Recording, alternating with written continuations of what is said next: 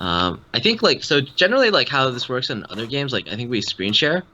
Like I think so one of the reasons I contacted you is because I really liked your team. I thought it was really interesting and obviously it's effective. You could Yeah, have won. I'm well known for interesting teams. Yeah. And yeah, I think like even though like VGC 16 is over soon or already over, I guess, or just ended. I think the last tournament was like But today or uh, tomorrow. Fort Wayne is Fort Wayne this week or next week?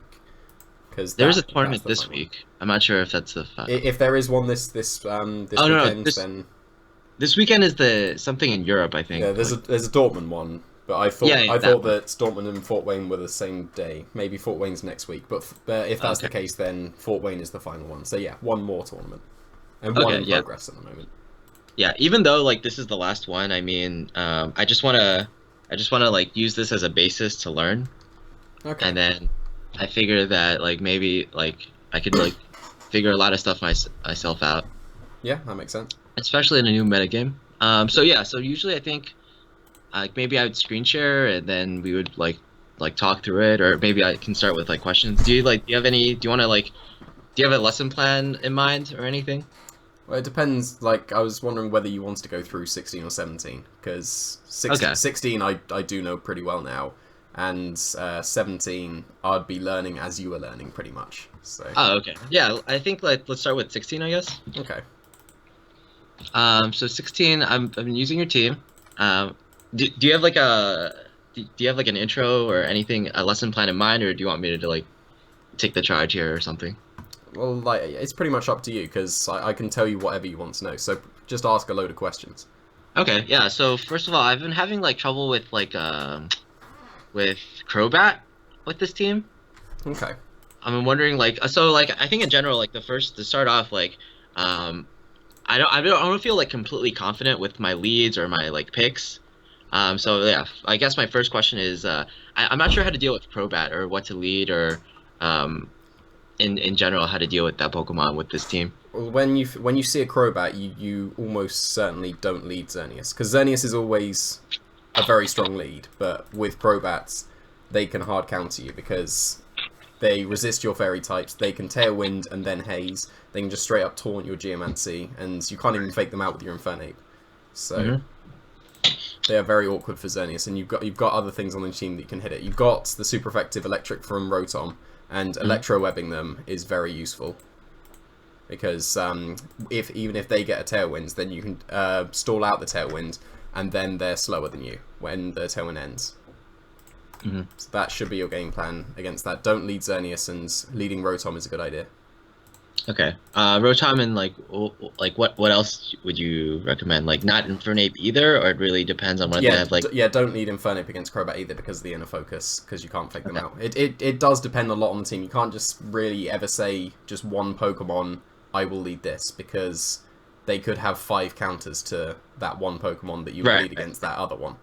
So Mhm. it does depend a lot on the team matchup, and you do need to learn a lot from playing a load of games teaches you a lot more than just talking about it. So you Right. should probably do a few games. I'll share my screen. I can go through. Um, Okay. share a window. Hmm. Okay, so you should be able to see my showdown now. Yep, got it. Okay, cool. So hopefully people are still on the ladder, because everyone would have shifted to the VGC 70. Oh, there are people. Okay, so do Oh, you okay. recognize that This team? is yeah, it's Wolfie's team. Yes. Okay. So, oh, that was not it. Okay. So in general, I've been doing something like Xerneas, Rayquaza, Rotom, and Aegislash against his team. Yes, But those are the 4. okay, But great. what order have you been doing it in? I generally don't lead Xerneas. I lead Aegislash, and I'm not sure whether to lead Rayquaza or Rotom. Okay. I lean towards Rayquaza first because if they often lead with Raichu, and Rotom doesn't do well against that. No, but it also resists everything that it can do. Okay. So, but we'll go with Rayquaza Aegislash, and then Xerneas Rotom in the back. So yeah, it's usually Raichu and Kyogre, or Raichu and Gengar as well. Okay. Yeah. So this is decent because you know it's Wolf's Raichu. you know it won't have Feint, which is very nice, because then you can just safely double protect. If you're against, say, something like a Weavile, then you have the fake out Feint mind games, because if you double protect and they go for Feint, then they get an attack off. And if they go for Feint and you just attack, then you still get all the damage off that you would have done, and the Weavile is wasted for that turn. So Raichu can learn fake out and Feint as well, but we know that it almost certainly doesn't, unless the person's changed the team, which is very unlikely. So what would your thoughts be on this turn? I think I would double protect here, even though Aegislash is immune to fake out. He can do something with the Kyogre and then fake out the Rayquaza. Yes. Do you want to Mega Evolve? Yeah, I've been having some problems with that as well. Because when I face dual primal, like I end up in an awkward situation sometimes where like I have a Rotom, but they have like I don't have weather control and they have the Grappling at the end. Yeah, I get that. You against the dual primal, probably don't Mega Evolve your Rayquaza until you actually absolutely have to. But here you should, because of how fast Raichu is. Because his Raichu will outspeed a normal Rayquaza, but it won't outspeed a Mega Rayquaza. So if you Mega Evolve and Protect, then you'll be faster than Raichu next turn. Okay, great.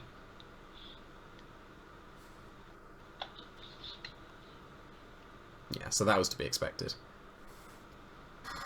Okay, so we can't knock out either of the Pokemon on his side of the field without a double target, because Dragon's Ascent you should expect to do about 70% to Kyogre, and I'm pretty sure the Raichu has a decent chance of surviving your Life Orb Draco. So you could knock it out with the Draco Meteor and Shadow Sneak, but then that leaves your Aegislash open to either the full-powered Water Spout or your Rayquaza open to the Ice Beam. Right. Yeah, and I feel like if you Dragon Ascent the Kyogre, I think that leaves you vulnerable to an Ice Beam, right? Yes, Ice Beam will do about 77 to 90% without a Dragon's Ascent drop, and with the drop you will always get KO'd. Okay. Yeah, I feel like I want to get Xerneas in right now. What, switch to Xerneas with one of them? Sorry? You want to switch to Xerneas with one of them? Yes. Okay. What are your thoughts on that? You don't have much time left, so... Yeah, well, I'll make the move then. Okay. Is that going through? Maybe it's my opponent that's going to time out. That's unfortunate. I was switching to Rotom with Rayquaza because I was expecting the Nuzzle from Raichu.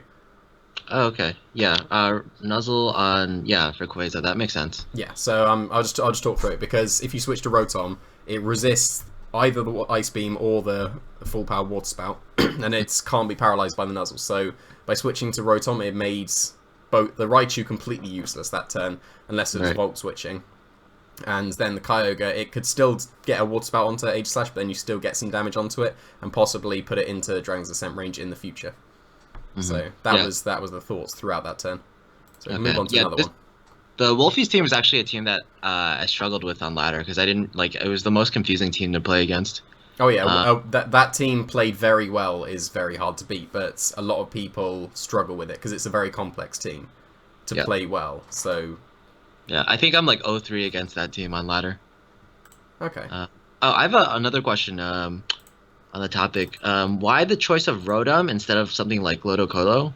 Ludicolo also works, but you've got the Levitate with Rotom, and that just avoids Groudons. Because you can still take Precipice Blades with a Ludicolo. It's not going to do as much, but it's still decent. And Rotom is a lot faster and resists Ice Beam as well. Okay. So you can like switch your Rayquaza into Rotom a lot more freely than you can switch into a Ludicolo. Why do you think you're pretty much one of the first people to use Rotom instead of, and other people beforehand were using Ludicolo in like this kind of spot, I guess? I think people were put off by Rotom because it can only do damage to Groudon in the airlock. Like Ludicolo can still Grass Knot even if they've got the sun up. So people were put off a lot by Rotom because of that. And its utility a lot in VGC 15 and 14 as well, and well, pretty much every format it's been available is Will-O-Wisp, and you can't Will-O-Wisp Groudons either. And a lot of people were put off by Will-O-Wisp because of that, just because you can't burn one Pokemon, even though it's the most prominent Pokemon there. Oh, this guy's left as well. That's unfortunate. Yeah, What people will uh put what up there, yeah. uh what rating are you on this account? Let's have a look. 1580, so decent. Yeah. So I think this guy's left, so it won't make that much of a difference. But so we can just talk through the leads anyway, because Xerneas Giratina is very uncommon as well. hmm So what are your thoughts on this? Um, I think I'd want Infernape because he has Oh, he's a back. both his primals are, or sorry, both his. I guess the Lucario has inner focus, but I'm more worried about the Kangaskhan, I guess. Okay. And then Infernape is good against both anyway, both leads or both megas. So I want to lead Infernape and probably the Xerneas here with Aegislash and Rayquaza in the back. Yeah, I would agree with that. Just hope he Mhm. doesn't lead Raichu, because now we've got some very awkward mind games. Mainly because Wolf has popularized a Raichu that's 168 speed, and that underspeeds our Infernape. So we could just fake out this Raichu, but max speed Raichu outspeeds Infernape. Right. So It's this turn is very awkward, because say like you predict he's Wolf's Assault Vest Raichu and you fake out the Raichu and he ends up being a Sash one that's max speed and fakes out your Xerneas, then you do absolutely nothing that turn. mhm. But uh, you so yeah, so go you on. say we're going with so like if you mean like if we go with fake out on the Raichu? Yeah, if you go with fake out on the Raichu, then you're Mhm. pretty much going all in on him being Wolf's Raichu. But if he's Right. not and he's max speed, then he can just fake out your Xerneas, and Yeah. the Giratina just gets off on attack for free. So this is very awkward now. Well, wouldn't you also, in the other case, wouldn't you break the Focus Sash if it's not Wolf's Raichu and it's Focus Sash You would Raichu? do, yeah. But then the Giratina still gets off a free attack. And Okay, so that next turn, Raichu will still outspeed both your Pokemon, and he can get a free Nuzzle onto your Xerneas as well. okay, I see. Okay, so what would you do in this situation then? You could kind of go for an in-between and Quick Guard, but that still doesn't really make much sense. Because Yeah, you'd still underspeed if he's faster. You could just right. straight up attack the Raichu with a close combat. That would do decent damage, but Mhm. the Infernape is quite useless otherwise. Like faking out still breaks the Sash if it is Sash. So, and if he's like nuzzling with the Raichu, then you can still just Geomancy. So I'm just going to go for Geomancy. So he did end up being max speed. So just depends what the Giratina goes for now. It's ooh wow. See, that was completely unexpected. Okay, so what do you think about this turn now, given that we're reduced speeds? Mm, I think he's gonna want to KO the Infernape. With I think the Volt Tackle can KO our Infernape, right? It should be able to, And yeah. like I can't tell if the Raichu is attack invested from that fake out damage, really. Is that something you would be able to tell, or you can tell right now? Yeah, I would say it is. Okay. So if it's physical, I would predict a Volt Tackle on the Infernape, and maybe I'd want to switch out to Aegislash here because it does well against Giratina, and a Volt Tackle I don't think will do much to it. And then Dazzling Gleam here. Okay, Dazzling Gleam will not knock out the Giratina. So would you say Moonblast the Giratina? Moonblast should knock it out unless it's like stupidly bulky, but Moonblast should knock it out. Right. One of my biggest struggles with the team is knowing when to Moonblast. I tend to like lean towards Dazzling Gleam more than not because it's just like overall for noobs, it's like the safer option if like I mispredict Protects, right? Yeah. Right, we'll switch to Aegislash. Do you want to Geomancy at all? Oh, right, we Geomancy. Oh, we didn't Geomancy. Sorry. Haven't really been following. Yeah, I want to Geomancy So here. if we Geomancy and he nuzzles your Xerneas, then that's not so good.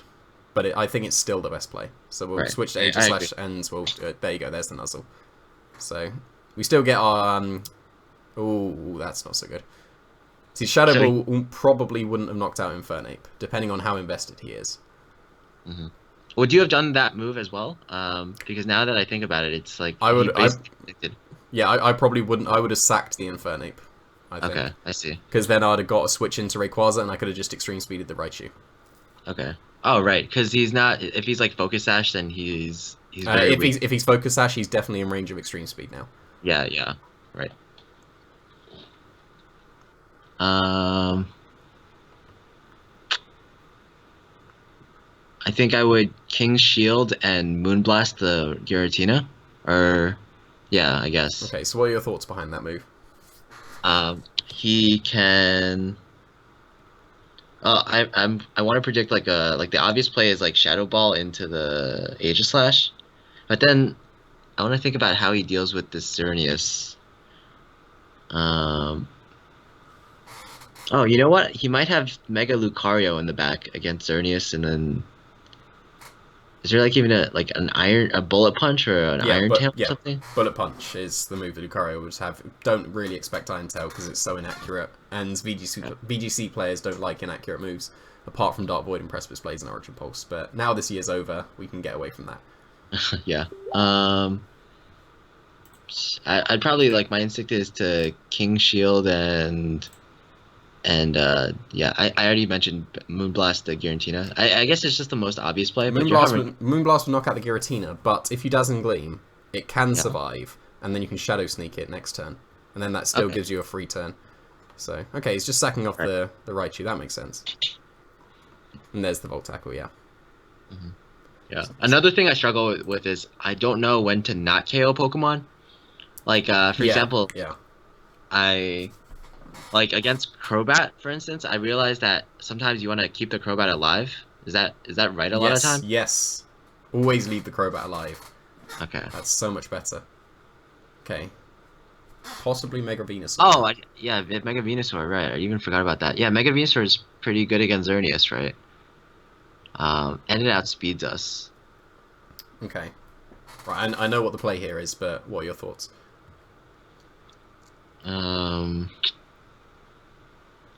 I think we have to protect here with the Xerneas. Yes. So the question is the other Pokemon. Well, we're getting close on time, so I'm going to just make the move. We want to sack off Aegislash so we can get free switch into Rayquaza, so we can Dragon Descent KO the Venusaur. Okay, great. Yeah, that's another issue I struggle with, like when to sack Pokemon, because I probably would have said to like switch in the Rayquaza there, and Okay. would have taken a chunk of damage. See, I've made a mistake here and assumed it was a Mega Venusaur, and it's looking very likely it's going to be a Sash one now. So that's Right. not so Yeah, good for us. I would have assumed it was Mega too. I forgot. But that's fine. Locked out the Venusaur. Because now the Xerneas is taking a huge Dragon's Ascent. And if he targets the Rayquaza, then we just knock out both his Pokemon. This is fine. If we break through, we win. Right. Yeah, there we go. Now it's game over. Because now, how do we guarantee the win? Because we got 100% win condition now. Okay. Well, we just need to. I would say just like the Infernape does one attack and it can kill off the Venusaur. Focus on the Rayquaza. What just happened to Rayquaza? Oh, it got a speed drop. Yes. But would that be? Is that so? I would extreme speed here. No. What you want to do is you want to switch out. Because then it resets your speed and it guarantees that you're faster than the Venusaur. Okay, I see. But don't we need two attacks in? Is there any way like the Venusaur could like KO the Infernape and then KO the? See that, like, if he sleep powdered the wow, it was red card. Okay, that was unexpected. But now, yeah, now we can just do whatever and win. Mm-hmm. So, okay, so in my scenario, what could have gone wrong if I extreme speeded? If you extreme speeded, it didn't knock him out. He sludge bomb KO'd your Rayquaza, and then you just kept getting full powered forever with the Xerneas, and you can miss your overheat as well. Oh, right, yeah. So I like forgot. it's like trying to minimize that's what people need to do. You need to minimize your odds because Okay. extreme speeding wouldn't have knocked him out, and there was a potential scenario where he could have still won if all the luck went in his favor. That's why I said you've got you've got a 100% win condition, because Hmm. if you follow a certain path, you definitely win. Always do that. Right. Hmm. Like even if their win condition is like they have to get a freeze and then you have to stay frozen for 20 turns. Right, Like right. like if you've got that option or you've got a 100% win, go for the 100% win. Always. Hmm. I understand that. Yeah. I actually used to be a professional Hearthstone player as well. Okay. Yeah, I've never played Hearthstone, but I've seen a bit of it. It does look Yeah. fun. It's okay. It's not. I don't really play it too much anymore. I don't think it's that fun, to be honest. Okay. Okay, so So this is weird. Now we're seeing all the interesting teams now that 16's pretty much over. yeah. Huh. Um, I usually like something like Rotom against Weevil, but doesn't seem that good Yes, here. that's right. You have to lead Rotom against the Weavile. Okay. Weavile is very bad against this team because it can Icicle Yeah. Crash your Rayquaza, which does a lot of damage. It can knock off your Power Herb, which is annoying. If you lead Hmm. Infernape, it's got a faster Fake Out, Hmm. so it's very awkward. So I usually do Rotom Xerneas and do something like Electro Web, Dazzling Gleam against Weevil. Would you suggest that or? It's either like it's still a mind game with the Weavile. Like I said, it's the Fake Out Faint mind game. Yeah. Oh, okay. Because like say if you the best case scenario for you is to Electro Web and Protect, they fake Mhm. out your Xerneas and then they get the speed drop because then you can get your Geomancy. But if they feint you and then get a load of damage on your Xerneas, then that ends up being really bad. I'm actually more worried about like knockoff on the first turn, but Yeah, I don't think yes, anyone's ever you done should that. be. Okay. But like That's why I. Okay, I see. yeah, but a play they can make is predict the Protect on the Xerneas and knock off or fake out or knock off the Rotom straight away. Hmm. Usually fake out, and then that just gives their partner a free move to do, possibly putting Rotom in knockoff range, and then that's really bad. But Rotom Xerneas is going to be the lead here. Okay, and then Rayquaza. I don't think there's ever been a time where I didn't want to bring Rayquaza. Oh yeah. I think yeah. I'm pretty sure I haven't brought Rayquaza to one match ever, and I can't even remember what it was. But yeah, And pretty then much always bring Rayquaza, and almost always Xerneas. right, and then the last one. Don't think I want Infernape. So it's I always have like so my thought process is always that like Cottonee seems to be the one that like I bring when none of the others seem amazing. Yeah, let's go with that then. The issue Is is that how you think as well, or is kind there like a certain situation where like you always want Cottonee? Courtney is always brought to the X-ray mirror match. Okay. So see here, this is what I'm talking about. This is a perfect situation if he goes for fake out on your Xerneas. Hmm. But the problem is he could go for Tailwind as well with Salamence, which won't be that great. Hmm. But So definitely Electro Web here. 100% Electro Web, yeah. Yeah. So I guess Protect here. Usually in this situation, I go with Dazzling Gleam. Um, Okay, so because say I outspeed the Mence, right? sorry, you don't outspeed the Ments, no. I don't unspeed. Okay, sorry. Salamence is faster. But I don't think he can't KO my Xerneas with the Mence in one shot, even with like a feint, right? No, Double Edge will do about 60 to 70%. But the problem is, say you Electro Web and Dazzling Gleam, he goes for Tailwind with his Salamence, and you knock out both his Pokemon. Then Yeah. he can switch into his Kyurem Black and his Xerneas. He gets up his Geomancy because he's definitely faster, Hmm. and he can do a huge amount of damage with his Kyurem. So that Okay. that can kind of give him the opportunity to set up his Xerneas for free. So Right, that it makes depends sense. whether you want to let that happen and just then 4v2 him with 3 turns of Tailwinds, or like kind of stall out 1 turn now if he's going to go for it, and if not, if he just fakes out and double edges the Xerneas, say, then and you get the Electro up, then that's a really good situation. That makes sense. Would you say like you would always do this play like Electro Web Protect no matter what you're facing in the situation. Like if you're against the Weevil plus another poke, almost no matter what the other poke is, you go with Electro Web and Protect? Or It is it just in the case of where there's an option for Tailwind on the table? Yeah, option for Tailwind does change things. It's like because Electro Web is only -1, Tailwind is effectively +2, so they will always get the better end of that trade. Mm-hmm. So yeah, when Tailwind is there, then that's bad. So like, do you want to go for the Dazzling Gleam and potentially give him a Tailwind if he's going to go for Tailwind, Uh, or okay, protect from let's try the potential double Protect edge? play and see how it Okay. plays out. So the best case is he fakes out double edges Xerneas. So there we go, straight for the knockoff and straight for the double edge. So now this is the best case if we hit both, which we do. It's like 95%, right? Yeah, it's 95%. Okay, good. Okay, now you can Dazzling Gleam, because you could get up your Geomancy, but then you still take an Icicle Crash and Double Edge. But Dazzling Gleam is a knockout on both. That also means that Rotom is doing absolutely nothing this turn. So what do you want it to do? I probably wanted to Electro Web again for switch-ins.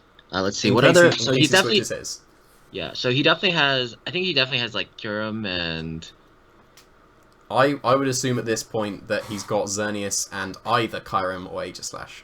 Right. Okay, that makes sense. Yeah, I was looking. After I said it, I thought he originally only had his restricted, but then I looked at the Aegislash, and that made a lot of sense. Aegislash does His- make a lot of sense. Yeah, because his leads like aren't that great. Like Weevil's good against Xerneas, sort of, only because of the knockoff. But yeah, I see what you mean. Yeah, I'd probably Electro Web here for the switch-ins Yeah, because the cover other the moves switch-ins. don't do much against the other Pokemon. Yeah. See, now we're just 4v2ing him. He didn't get Tailwinds. Because we protected from the double target, this means that we are, we've got full HP. We've got nothing done to us, apart from an Intimidate on 2 special attackers. So Xerneas, and it is Aegislash, okay. So what do you think you should do here? Okay, I definitely don't want to attack with the Xerneas. I kind of want to switch in our own Aegislash here. We don't have our own Aegislash, we've got Cottony. Oh, right, sorry. We have Cottony. Interesting. I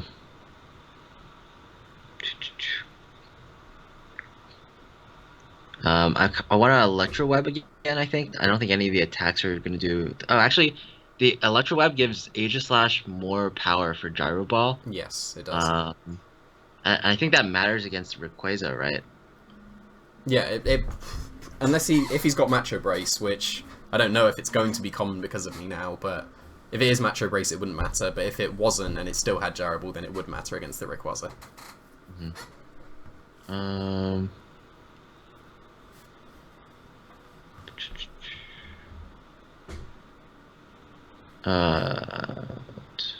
Yeah, I have no idea here.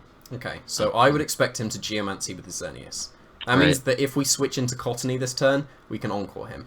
Okay, yeah. That's a good idea. Okay, but it depends which Pokemon we want to switch. So I probably think he's gonna Gyro Ball that slot, but I know it doesn't The Xerneas KO. slot. Yeah, the Xerneas slot. Yeah. Yeah, but I think that's fine. That is fine at this point, and we want to just target down this Xerneas and keep our Rotom in the back. See, there we go, there's the Geomancy, and we can just Encore him now. Okay. So, hopefully he does target the Xerneas and we don't get knocked out. There's just Iron Head. Yeah, so this is an ideal situation, because now we can just Encore the Xerneas. He can Iron Head the Cottony, I don't know if we take that. And this is where damage calculations come in, because now I can just go and have a look if that Aegislash will KO the Cottony. Okay. You can't do this in tournaments, obviously, but this is for learning. Of course. Because yeah, go on. Yeah. I was wondering, do you have like a sheet or anything of like common damage calcs, or you just do it off? I learn as I go. Like, Okay. the more I play, the more you get a feel for how much things should do. Right. Is there like an easier way to like do the calcs?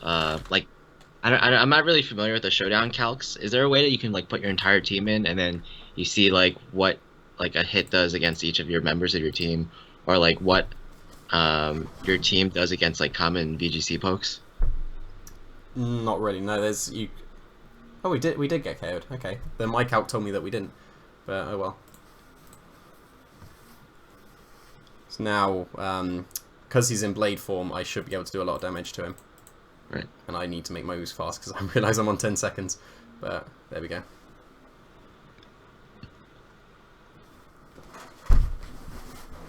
So this won't do that much damage, but it will crit. It wouldn't have knocked him out otherwise, but that's just made things a lot easier.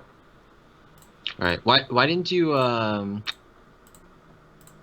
guess why didn't you go for a dazzling gleam there, for instance? Because I don't need the extra chip on Aegis Slash. Because my thinking there was to put the Xerneas into extreme speed range for the Rayquaza, and then I definitely won. Because then I can still, if he King Shields with his Aegis Slash so he doesn't get Thunderbolted by Rotom, then that's just a free extreme speed anyway. And if he did attack, then he takes the Thunderbolt in Blade form, and then he's in range for another attack from Rotom next turn. Okay, got it.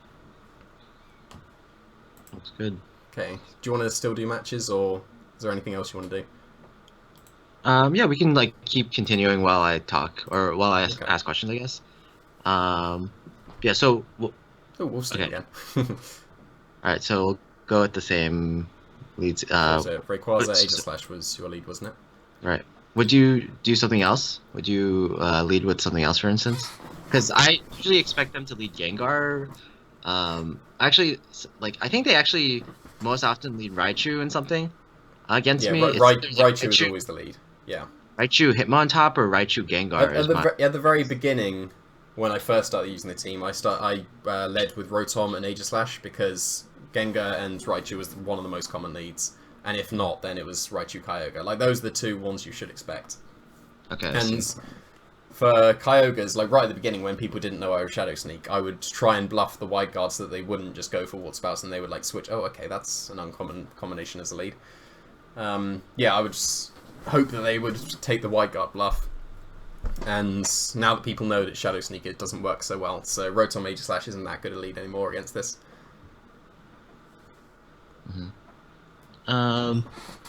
So just I would Shadow Ball with the Aegis Slash. Anything switching in would take a good deal of damage, but oh, and then with the Rayquaza, I would switch to Rotom. Okay. What's your thinking with the switch to Rotom? I don't think anything on that side right now is I don't think anything on that side really does anything to Rotom. Plus, but if I Dragon Ascent right now on Kyogre, then he can KO me back with Ice Beam. Yep. So I just don't think the Rayquaza is in a good spot right now. And also, even like the Gengar, if he stays in, I think the Gengar will probably switch out or protect right now. But if he does attack, he does a good deal to my Rayquaza. Well, he shouldn't attack here. Yeah. So what you need to do when you're playing like with this Rayquaza is to get 30% damage onto the Kyogre to put it in Dragon's Ascent range. Then you're looking really good. So like I would expect him to protect his Gengar here. Right. So would you Shadow Ball the Kyogre here? Yeah, Shadow Ball in the Kyogre potentially puts it into Dragon's Ascent range. It definitely puts it into Shadow Sneak and Dragon's Ascent range. It just depends if he keeps Wolf's Bulk. Okay, so you would Shadow Ball and then Mega Evolve and Protect? Don't know if I'd Mega Evolve yet. Why not a Mega Evolve right here? Because it's the speeds that don't matter at this point. I guess he could just stay normal Gengar and have his Rayquaza in the back. But then, because if you keep the airlock, then you still control the weather. So say I wanted I didn't want the rain on my Aegis Slash, because if I Mega Evolve, he switches out his Kyogre and then in the future gets his Kyogre back in, then it overwrites the Delta Stream and he can do a lot more damage to my Aegis Slash with his water moves. But if you keep the airlock, then the rain is still not there, even if he switches out his Kyogre and switches it back in. Okay, great. And that trumps how you would underspeed the Rayquaza if he switches in, because you don't expect him to switch into Rayquaza. Yeah, here. well, if he shouldn't switch into Rayquaza isn't a good switch for him at this point. It would Mega Evolving would guarantee that we're faster for when it does come in, but at the moment you shouldn't be in a position where his Rayquaza will be on the field next turn. I see. So I'm going to Shadow Ball and I'm just going to Normal Protect. Okay, there's just a Raichu, that's fine. See, that did a lot less damage but it wouldn't have made a difference just in the Delta Stream, but... Okay, that's not in range, but it is in Shadow Sneak, plus... Dragon Ascent range. So what are your thoughts in this turn? I think he's definitely gonna fake us out with... Yeah. And then, so, I wanna... this is a tough... I think we have to King Shield here, because he can really KO the Aegis Slash. And you're moving towards Extreme Speed. Does Extreme Speed... It doesn't bypass Fake Out, right? No, it doesn't. Okay, so yeah. I switched to Rotom. Yeah. You're like kind of hovering over the answers.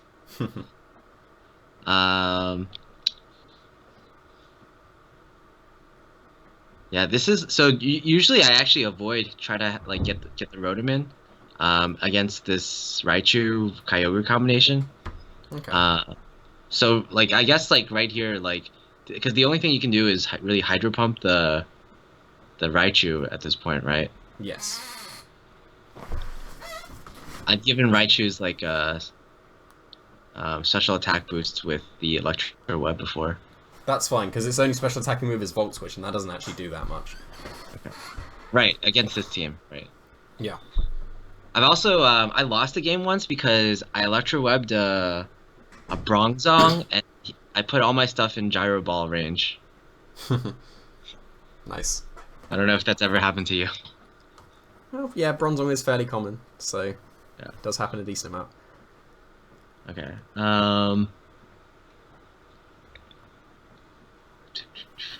Well, Aegis Slash doesn't really do much here, and he can KO it with another Water Spout again. Yes.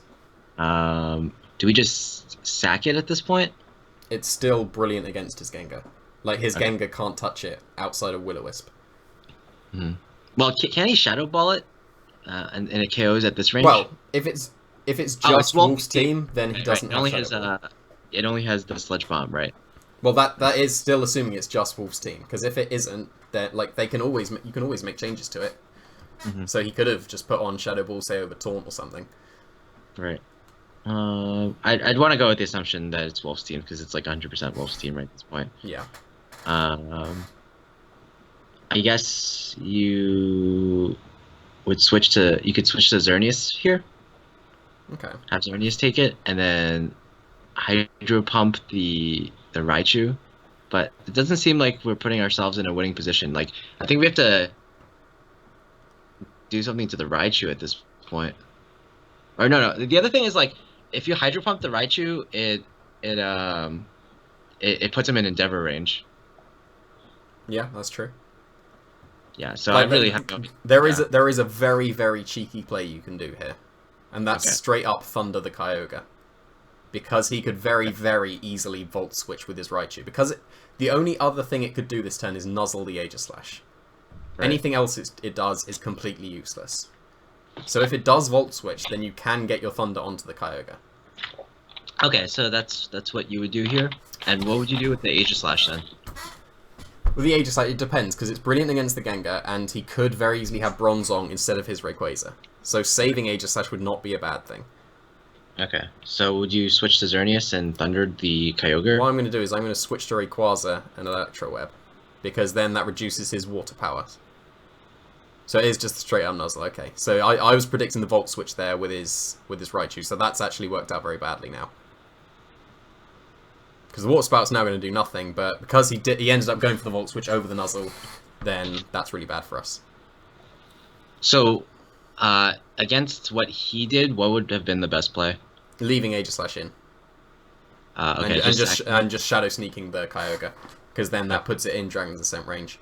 But now this is a lot more awkward, because he can just Ice Beam whenever he wants. And that's really bad. But now, at this point, he kind of has to Volt Switch. There is nothing else that Rotom can do. Okay, so we want to go for the Thunder here. I don't know, it depends what he can switch into, because we don't know if the Bronzong is in the back yet. If it is just Gengar and Rayquaza, then Electro Web is still a brilliant play. Mm-hmm. Okay. If it's just... So what I'm going to do now is I'm going to Mega Evolve now. And Thunder would actually be a bad play because it's 70% accurate because of the airlock. Oh, I see. So what I'm going to do is I'm going to Mega Evolve and Protect and just Electro Web again. Oh, so if you Mega Evolve on this turn, it doesn't. Wait, why can't you? Oh, you can't Mega Evolve or not Mega. Like both options get rid of the Thunder, I guess. In the airlock, then the Thunder's still 70%, and now it's Yeah. Delta Stream, and oh, that's really bad. Okay. So that's made things a bit more awkward. Because now the Kyogre is in Extreme Speed range, which is really nice. And we shouldn't be in Sludge Bomb range. So Extreme Speed onto the Kyogre would be the play. Now depends, do we want to go for Electro Web? Because we can set up our Xerneas in the future, because if we Electro Web, and then when we lose a Pokemon, then Xerneas can get the Geomancy, but then he still has his Raichu that can nuzzle you. So then that's still not the best, and we can't Electro Web that down. Okay.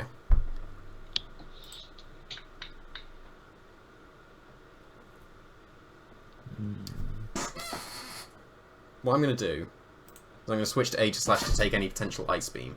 And Sludge Bomb won't KO Rotom, which is really nice. So if we go for Thunderbolt, then it puts... Actually, no, we should probably still go for Hydro Pump in case he switches in his Raichu. Even though it's 8% accurate. We're going to miss the Hydro Pump, but he didn't switch out. We do survive, and he didn't Mega Roll, so that strongly indicates that he's got his Rayquaza in the back. Okay, so a miss for a miss with the Electro and Origin Pulse, so that's fine. Because now, what do you think you should do here? Because there is a very, very free play now.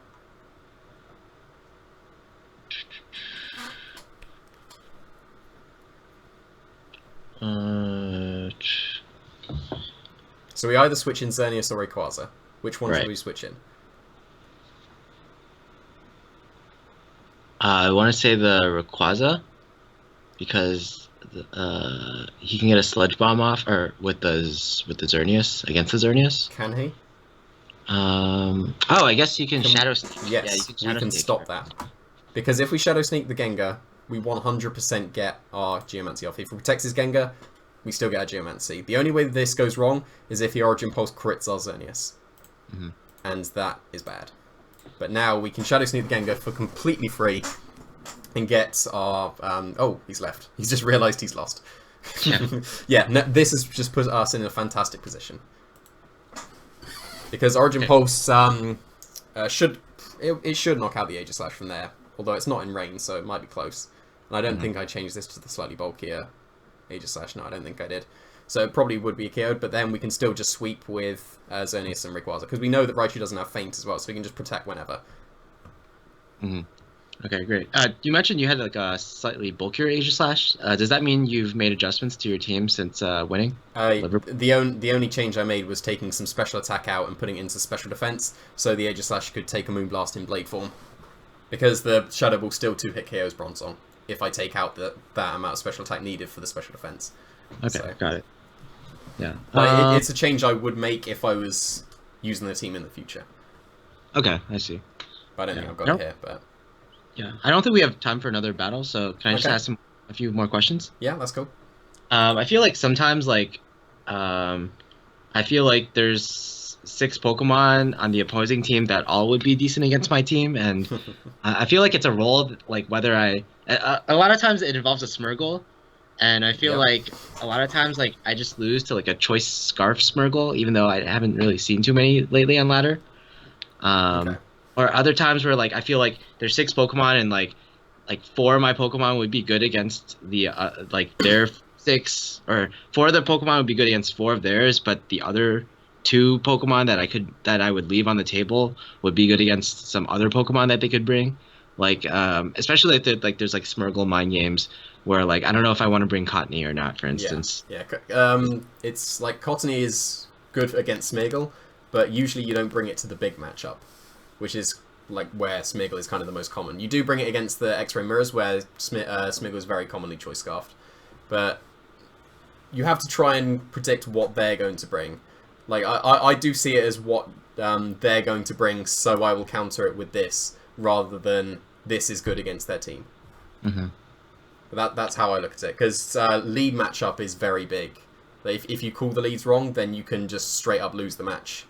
Yeah. Maybe not so much in the future, but in 16 definitely. If you got the leads wrong, it's terrible. If you got the leads right, you're probably going to win.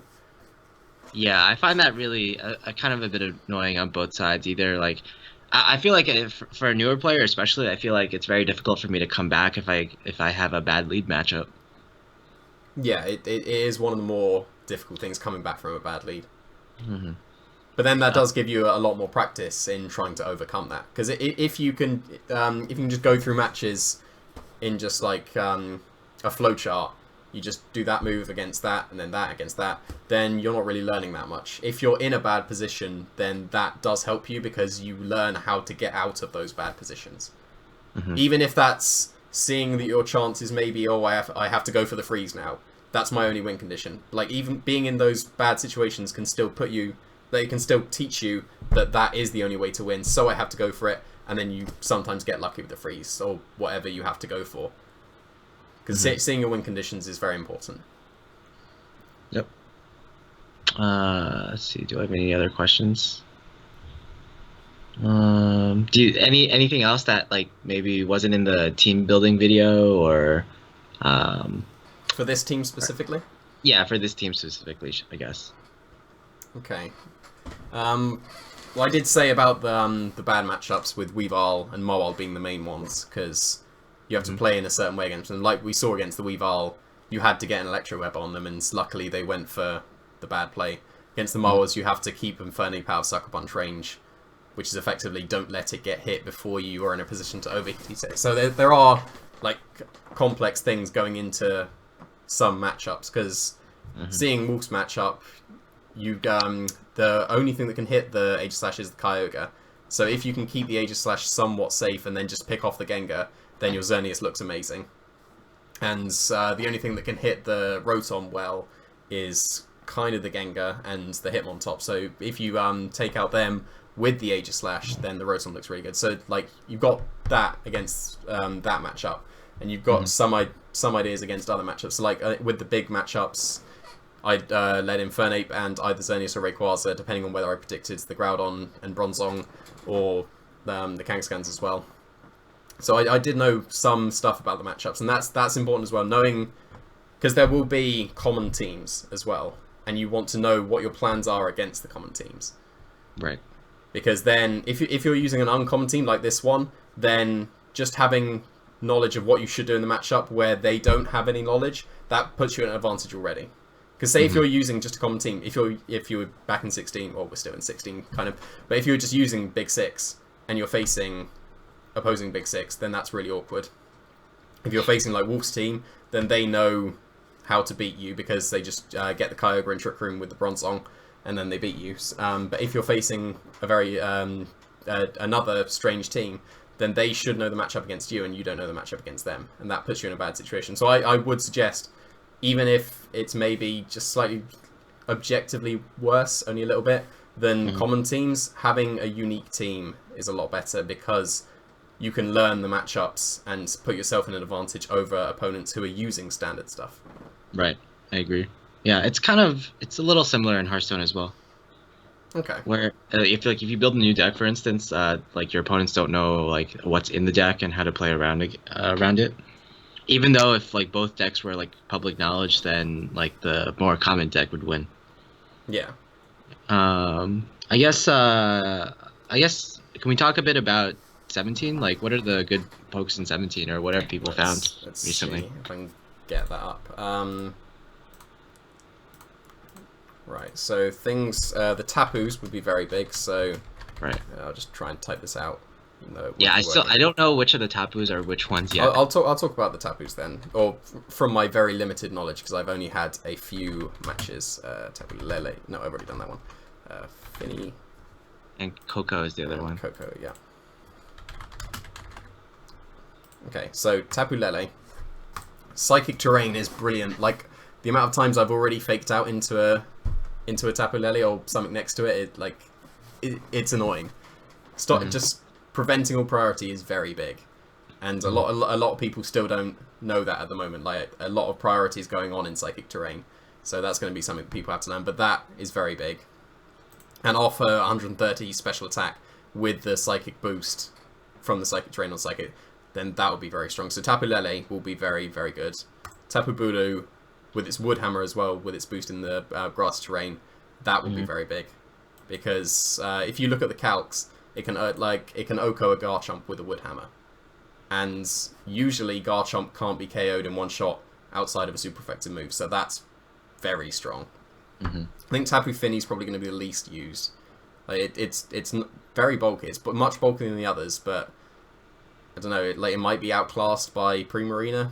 Probably not until Liquid Voice is available. But I don't know. I think the other three Tapus would be better. Tapu Koko's niche is that it's 130 speed.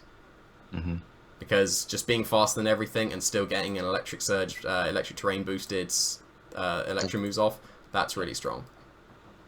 So like you should expect all four of the Tapus going into 17. Okay. Anything else? Like I know in like singles, like Pheromosa's doing really well. Pheromosa I wouldn't expect to be as big. I'll just get up its moves. Yeah, because it's strong. Like 137 in both is very strong. And 151 is stupidly fast. Like it will outspeed a modest Scarf Tapu Lele, for instance. Like you'd have to be timid for it to outspeed Pheromosa, because I'm pretty sure it's like 223, I'm going to say. Oh, I'm right, nice. Yeah, so you wouldn't outspeed with just 147, so let's see that. 147, I'll just get a calculator, 147. That's not it.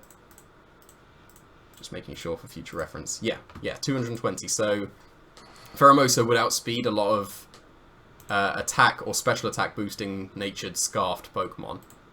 So that's kind of its niche, I would say. Because it's got high jump kick, which is very strong, and if you have a lot of attack, then it will be very strong. But that can obviously go horribly wrong if you high jump kick into a protect. And its other move, it doesn't get leech life, which is a shame, but it doesn't really need it with its. With It has stats. like the other bug move that's like 80 BP, Yeah, right? it's got lunge, yeah. Lunge, yeah. Like it can kind of be run physical, especially if it's physical. I'd expect lunge and high jump kick, and if it's special, I'd expect like. Because it doesn't really have a special fighting move outside of Focus Blast, which is really bad. You wouldn't do like U-turn, for instance? Yes, I would Is do that- U-turn probably as the third move. Like, potentially Speed Swap or Quick Guard if you've got some gimmick stuff going on with Speed Swap or Quick Guards, so you can just Quick Guard Fake Outs, but then if you just pair it with Tapu Lele, then that doesn't really matter. Okay. But U-turn, yeah. U-turn is a good move. It's not as strong on, I don't think, like a non-intimidating Pokemon, because Landorus had U-turn, and that was very big. And Raichu as well had Volt Switch at the end of 16, which was very good. But U-turn does make sense, I would say, on Pheromosa, because it's so frail, that if you just U-turn, get off a big amount of damage, and then switch into a bulkier Pokemon, then that would make a lot of sense. But then U-turn has negative synergy with Beast Boost. Yes. Okay. Because then you would just waste your boost if you just switched it out as you KO'd something. But then Uh, again, is you would there- just lunge at that point. Is there anything else that that really stands out to you besides the Tapus? Even Xurkitree. old Pokemon. Xurkitree is silly. I don't even know why that is. It's the electric one with 173 special attack, and it gets access to Tail Glow. Okay. That's stupid.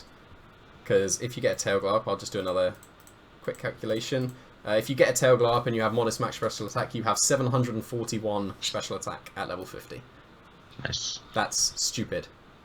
That shouldn't be a thing. Like, it's good that it's slow enough and just frail enough that it's manageable. If it was a bit bulkier or a bit faster, then Xurkitree would be very, very silly. But I think it's balanced just right, where it can, if it's supported correctly, it can just win you a game, but it's still just frail enough and just slow enough that it won't be game-breaking. Although, it is just fast enough to be scarfed, because if you, even at modest, it hits 135 speed, and that can still outspeed the base 130's max speed without having to go for a positive speed-boosting nature. So I can see a Scarf Xurkitree being a thing. Okay. There's not like the water poison isn't really common in VGC, right? It's because it's like too defensive or What's something. that? That's Toxipex, Yeah. maybe? Nope, that's Toxipec. I'm getting that wrong. I don't know how to spell it either. Yeah. Yeah, from like its Baneful Bunker is very cool. Toxic. Why is it not there?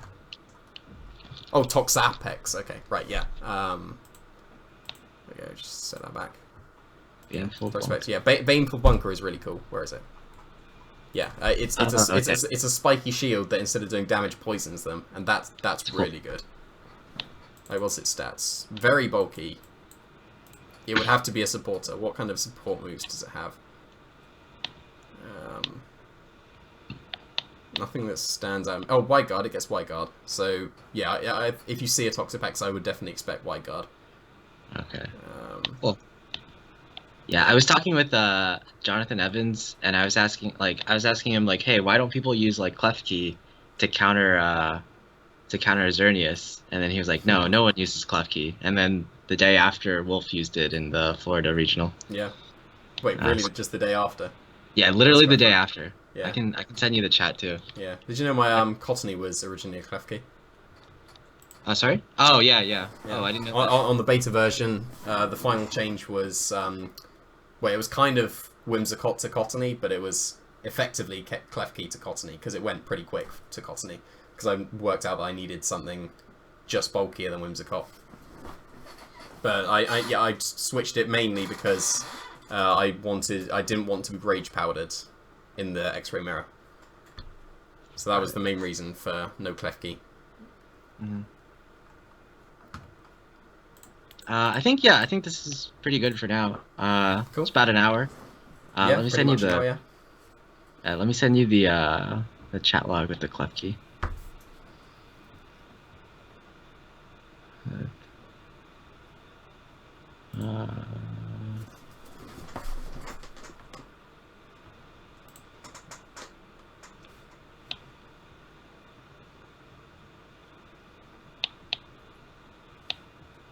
Oh, it's kind of hard to send like chats via. You can't even copy chats via like what's it called? On like Twitter DMs. No, that's interesting. Don't think I've actually ever had to copy it from Twitter though. So.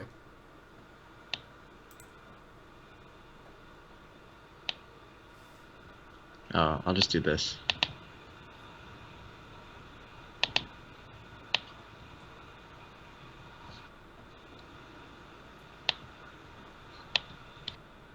Yeah, we were talking about like how it's hard to like find like resources, and like how would you even know that like Bronzon is like one of the best counters to Xerneas, for instance?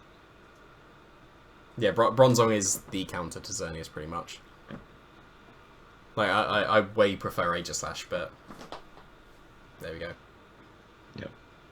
And then like then we talked like the day after, and it was like, oh, Klefki. Yeah.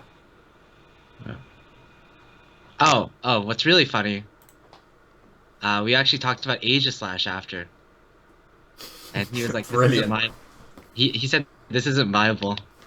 Hold on. Aegislash isn't viable. Oh, why I want to send that to him.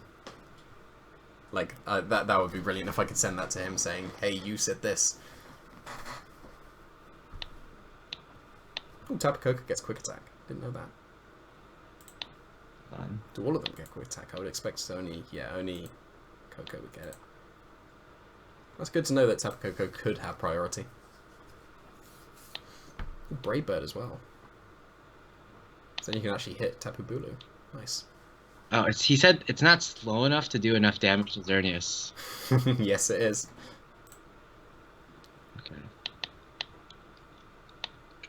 Oh, so without the Macho Brace, it doesn't one hit KO? No. Just get up a calc for you. Because you have 58 speed without the Macho Brace and 29 with. Because how Jarable works is it's a ratio between your speed and their speed. Yeah. Jarable. Yeah, so just against a timid no bulk one, that's how much a gyro ball would do with. Oh wait, no, sorry, I didn't lower the IVs. It will do a bit more. Do that. Then with the macho brace, although I had a power anklet because it was more stylish, even though it makes absolutely no difference. Then yeah, it just doubles damage. Because if you have a look at the base power, it's 71 base power without the macho brace and 143 with. So that's a huge difference. So that was the macho brace with KOing with gyro ball was a nice bonus, but the main reason for it was to underspeed Bronzong. Got it. Yep. So now you have something to show to Jonathan Evans. Brilliant. Thank you. All right. No, thank you for the lesson. That's all right. All right. Maybe hit you up later for another one once I get into VGC 17. Yeah. Once I know what I'm doing in VGC 17. Yeah. Exactly. Right. Yeah. All right. Thanks a lot. Cool. Thank you. Yeah. If you ever have any, I don't know if you really care about like esports or anything. If you ever have any questions, like feel free to hit me up. I will do. Yeah. All right. Thanks. Cool. See you later. All right, see ya.